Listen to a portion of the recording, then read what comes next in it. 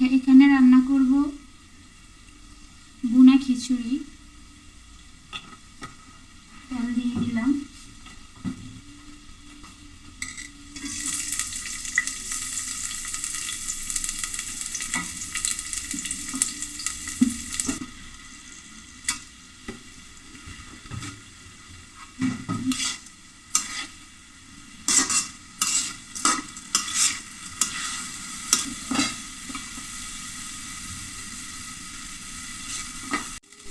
চাউলগুলোকে আমি ভেজে নিয়েছিলাম, এখন আমি পানি দিয়ে দিব।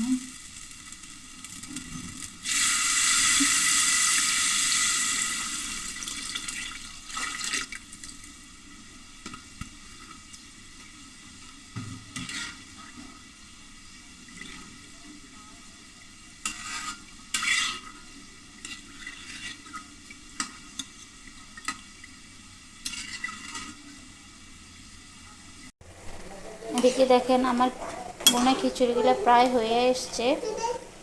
আর এদিকে আমি মাংসগুলো যখন কষিয়ে দিলাম, এখন আমি পানি দিয়ে দিব। অনেকক্ষণ কষালাম, প্রায় আধা ঘন্টার মতো কষাইছি। পানি দিয়ে দিব।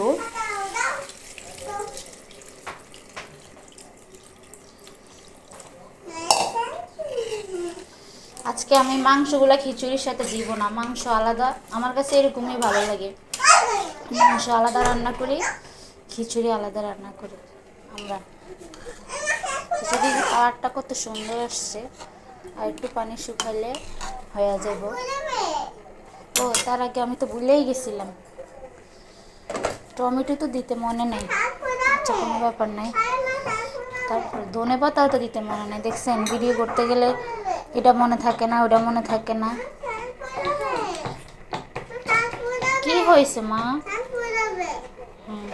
টমেটোগুলো দিয়ে দিলাম। ধনে পাতা ফ্রিজ থেকে আনবো কেমনে আম্মু? ধনে পাতা আছে, ফ্রিজ থেকে নিয়ে আসো। এই যে ভিডিওতে কেমন জানি একটু বেশি সাদা সাদা দেখা যাইতেছে, কিন্তু এমনি বাস্তবে কালারটা এত সুন্দর দেখা যাইতেছে। আর আমার বাচ্চারা বসে দাঁড়াই রয়েছে, দেখেন ওই যে একটা। কখন হইব মাংস? আমার বাচ্চা কিছুক্ষণ আগে দেখছিলেন মাংস খাইবে আমার ছেলে। এরকম এক পিস আছে অবুজ একটা ফুল। আমার বাসায় একটা ফুল আছে, আপনাদের বাসায় কি আছে এরকম একটা ফুল? দেখেন আমার খিচুড়িগুলো প্রায় হয়ে গেছে। এখন আমি একটু ধনে পাতা দিব। আমার কাছে ধনে পাতা দিলে ভালোই লাগে। আজকে আপনাদের সাথে একটা কথা শেয়ার করবো। আমাদের গ্রামের এই যে পাশের বাড়ির ভাবি নাকি পালাইছে, তার জামাই আবার বিদেশ থাকে। তারপর শ্বশুর শাশুড়ি তাকে অনেক জ্বালাতন করতো। এখন ওই বেটি পালাইছে, আবার স্বামীও আবার শ্বশুর শাশুড়ির বাপ মায়ের কথা শুনে ওরে অনেক অত্যাচার করতো। এখন ওই বেটি 3 বছর, ওর জামাই আবার 3 বছর, আজকে একটা না 3 বছর বিদেশে থাকতে আছে। এখন দোষটা কার বলেন তো? সম্পূর্ণ দোষটা কার? ওই বেটি যে পালাইছে, এখন দোষটা কার? দোষটা ওই জামাই না? আসলে না, এই বেড়া মানুষগুলার লাগে বউরা পরকিয়া করে।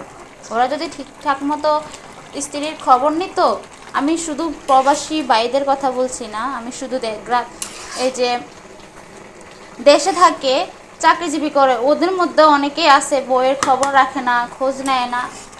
আরে একটা মেয়ে তো বাবার বাড়ি ছেড়ে শ্বশুর বাড়ি আসে স্বামী একটু ভালোবাসা পাওয়ার লাইগা, শ্বশুর শাশুড়ির ভালোবাসা পাওয়ার লাইগা। ওখানে যদি তার আদর যত্ন না হয়, তাহলে কোন তো, তাহলে ওই মেয়ের দুঃখী ছাড়া আর জীবনে কি আছে বলেন? দুঃখ আর দুঃখ। আর ওই বেডির এখন দোষ কে কার? ওই বেডির? আমার বিচারে তো সম্পূর্ণ দোষ লোকটার।